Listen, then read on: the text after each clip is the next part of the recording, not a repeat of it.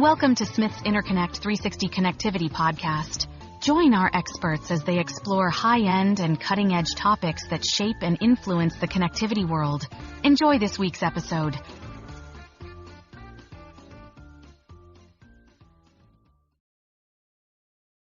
Welcome to Smith's Interconnect 360 Connectivity Podcast, the podcast that explores the connectivity trends and applications in today's manufacturing sector. I'm Justin Fry, Senior Product Line Manager for the medical market at Smith's. And I'm Daniel Riveros, Principal Engineer for Medical as well, and we'll be your host for today. In the next two episodes, we'll be talking a bit about electrophysiology and imaging market trends and how when we look at them from the electrical interconnect standpoint, there's actually quite a bit of overlap, and we'll get into some of that today. Justin, what can you tell us about electrophysiology? Yes, thanks, Daniel.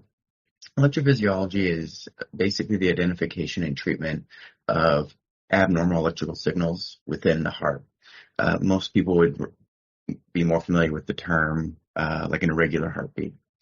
When someone is experiencing an arrhythmia, there are various healthcare avenues that can be taken to correct and manage the issue. Examples include medication that can be prescribed, pacemakers or implantable defibrillators that help manage the issue. And another area that is quite exciting at the moment is the area of electrophysiology mapping and ablation therapy. It sounds like there are multiple options for addressing these conditions. Can you tell us more about EP mapping and ablation? Yeah, sure. Someone with an arrhythmia can have what's called an EP study or an electrophysiology study done in an EP lab. And it's basically an electrophysiologist using a catheter to go inside the heart and create an image, something called a heart map or a cardiac map, to identify the electrical signals within the heart and pinpoint areas where the electrical signals are not regular or are irregular. What's really interesting about the cardiac map is that it's really precise in how it pinpoints these electrical signals. And once found, any tissues that are considered problematic or abnormal can then be treated with an ablation therapy. That is really interesting. So what is ablation therapy? Ablation therapy has a number of medical applications, even outside of the topic we're talking about today, which is electrophysiology. It's used to ablate basically tumors, soft tissues, even nerves that are considered abnormal within the body.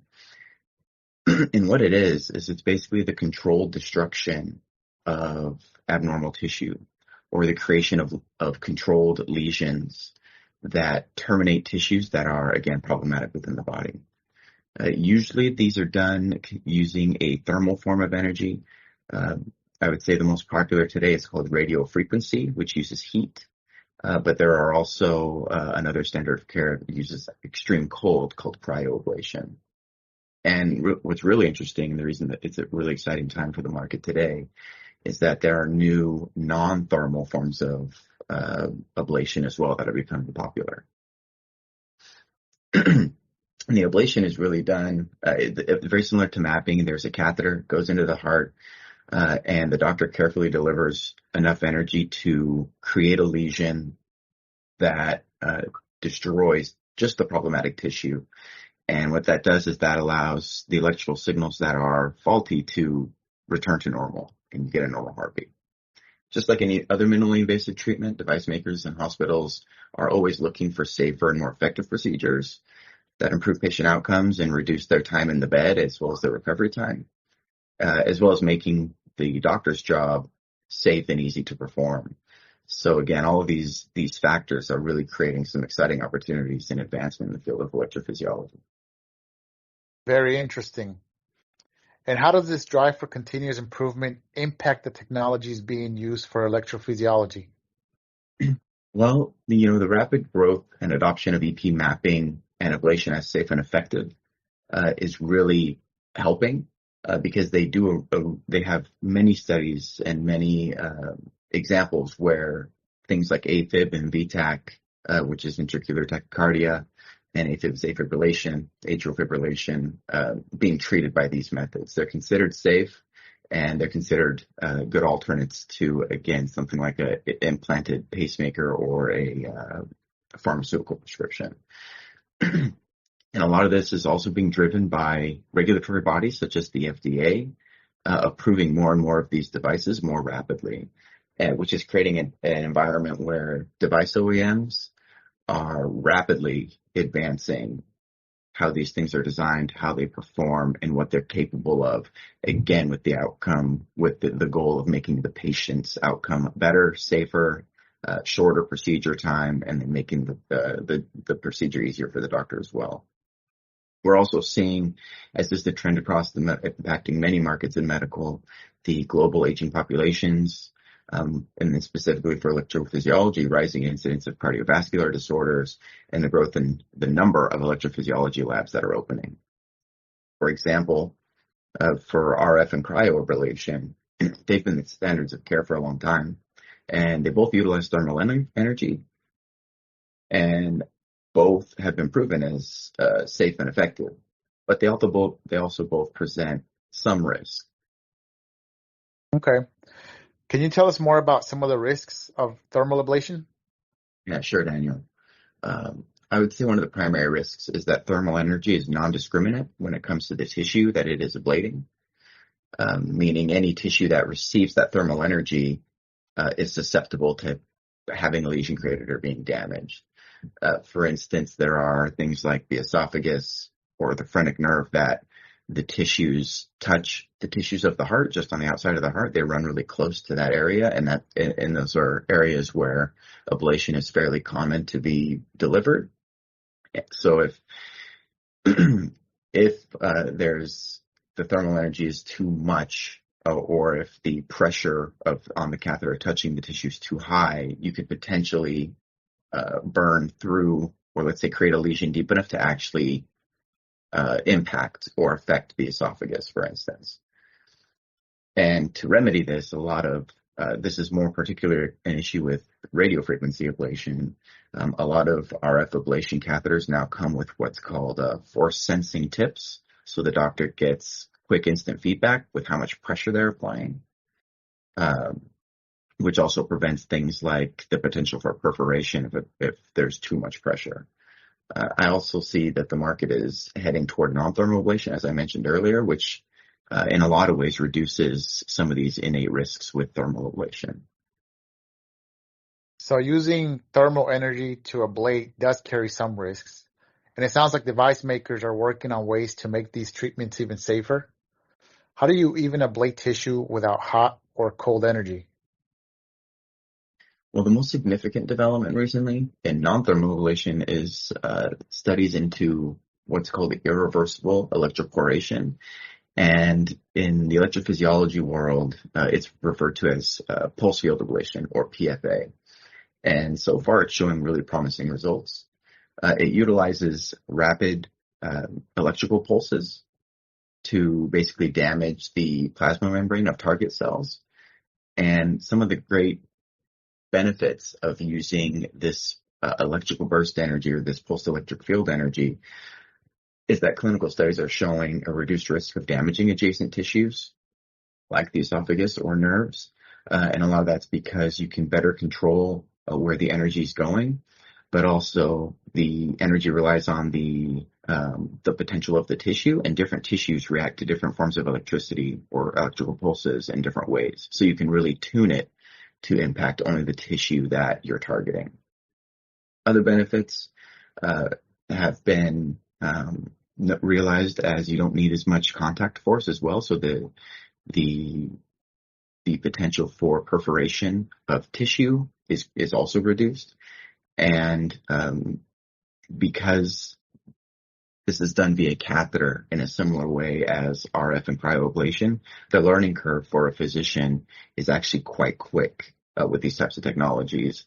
And that's even spurred further by the fact that because the PFA ablation uses these electrical pulses, can be tuned to a specific tissue and has less risk of thermal-related side effects, the procedure typically takes less time as well.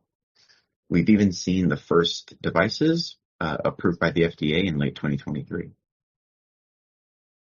Very interesting. Are there notable advancements in the cardiac mapping procedures you spoke about earlier? Yeah, absolutely. Just like the field of ablation, the field of mapping has experienced some exciting changes as well.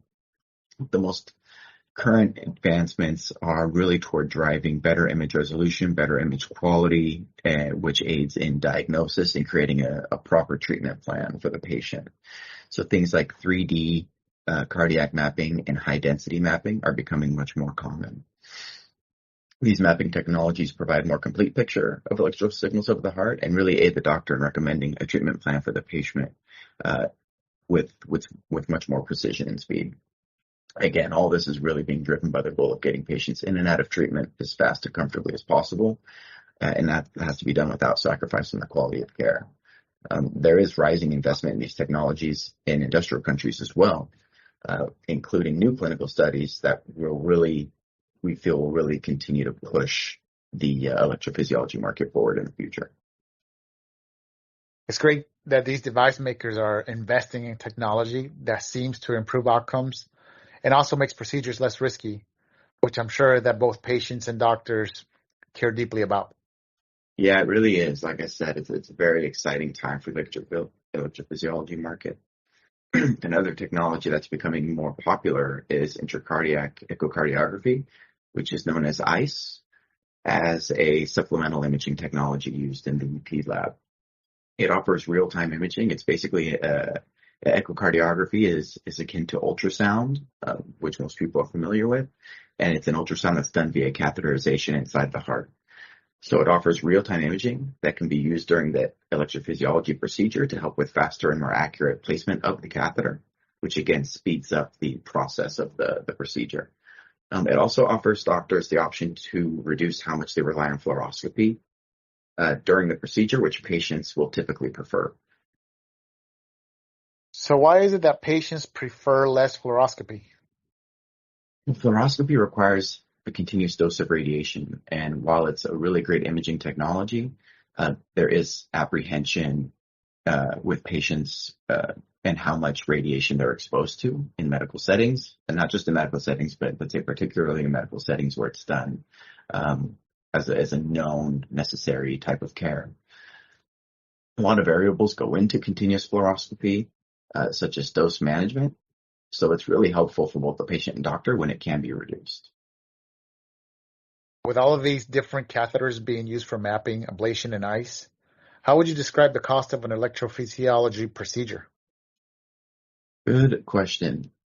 While not cheap, if you have insurance that covers the cost of, for instance, the ablation procedure and the mapping procedure, then it can be quite affordable. It really does depend on your coverage. Most insurance providers will have a list of the types of ailments or arrhythmias that they consider medically necessary for mapping and ablation procedures.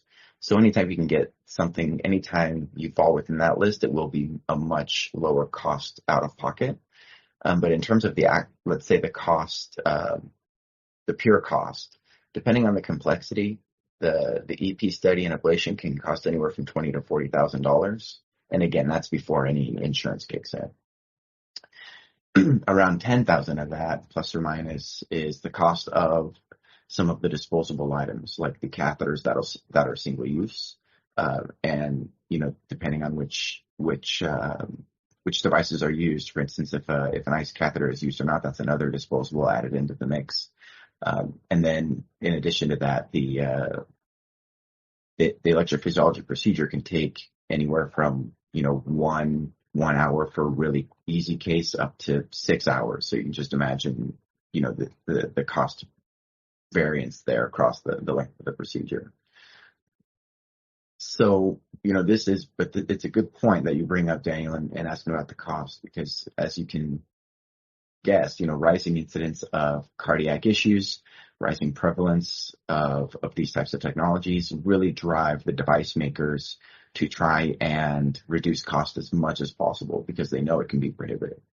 So they're constantly working on ways to improve the devices, how they perform, how fast the procedure can be done to make electrophysiology, mapping, and ablation a more widely accessible therapy.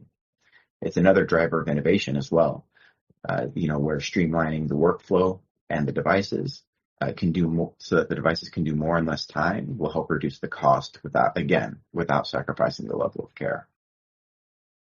So are you talking about how to reduce cost without sacrificing performance and patient outcome? Yeah, that's right. That's sort of I wouldn't say it's a paradox, but it's sort of the conundrum, right? The challenge in this market is, continue to drive toward an accessible cost so more people can have this treatment as an option. But the only reason they would want it as an option is because it's safe and effective. So it is a challenge that the market struggles with. But again, some of the exciting advancements in the field are pushing toward that direction. Companies like ours, we have to think about the evolution of connectors and cable assemblies that power these devices or connect these devices to the processing units. For instance, we're seeing an enhanced need for connectors with hybrid signal and power capability. And how does a hybrid connector help the device manufacturer? It's really about driving towards single solutions that can accommodate signal and high voltage to help the manufacturer design their next generation of devices, such as the aforementioned pulse field ablation technologies that are starting to be introduced to the market that require higher voltage channels to handle those electrical pulses, but also need a certain number of signal lines as well. These advancements are really making it so that we're designing connectors that, with the hybrid technologies and the densities we're able to achieve, we can potentially help the market go toward even multiple indications for use devices, meaning a catheter that can go in and produce an image map, a cardiac map, and then that same catheter can then perform the ablation at the same time. Not at the same time, but you create the map, the catheter stays where it is, and then you can go in and ablate. So you think about using one catheter instead of two, and the time it takes, right, to insert one catheter then another versus being able to do it all with one catheter. This all sounds great, but it must create some unique challenges for connector companies. It really does. It definitely does, and it does force us to be very creative as well. The need for increased contact density is one of the largest challenges, and that's because we're seeing the need for more channels running through a connector or through a product, through a cable and through the catheter, because that's how you get things like better image resolution. That's how you enable things like dual indication for use devices. But you can't make the connector too big because at the end of the day, it still has to fit inside a catheter handle that the electrophysiologist holds while they're doing the procedure. So they have to be able to hold it comfortably and ergonomically because, again, these procedures can take hours. So it has to remain ergonomic for the doctor so that they can be as efficient as possible.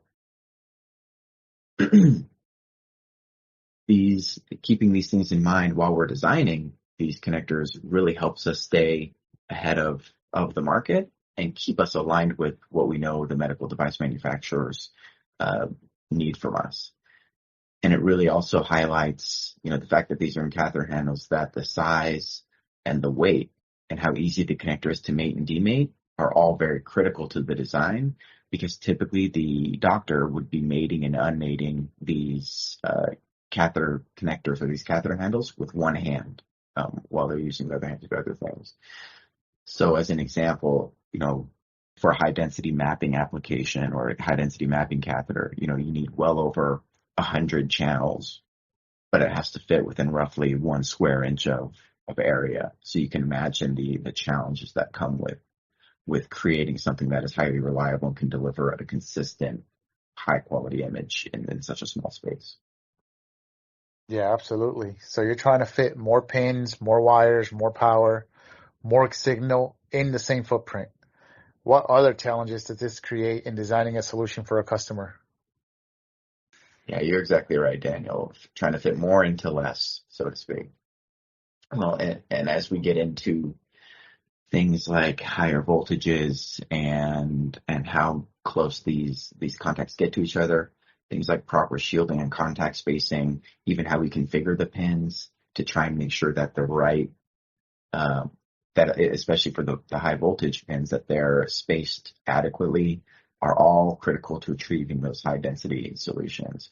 When it comes to imaging technologies like ICE or even the EP mapping catheters, image quality is absolutely paramount to diagnosis. So signal integrity and reliability is crucial.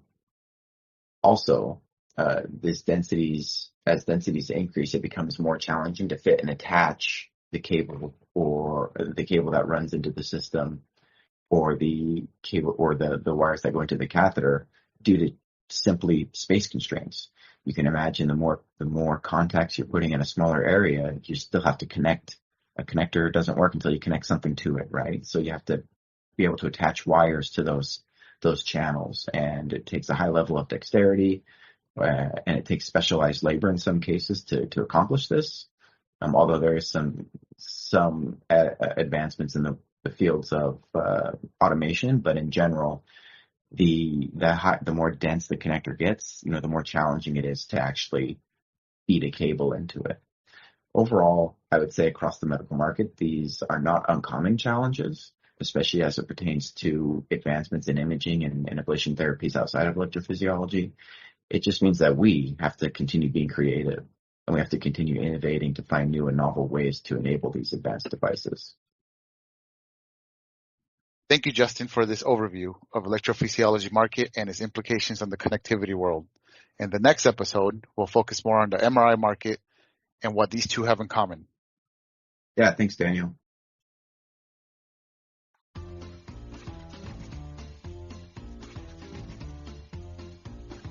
That's all for this week's episode of Smith's Interconnect 360 Connectivity Podcast. We hope you enjoyed it and learned something new. If you have any questions or feedback, please feel free to reach out to us through the form in our podcast webpage. Stay tuned for the next episodes in which we'll explore more topics related to connectivity solutions. Thank you for listening and have a great day.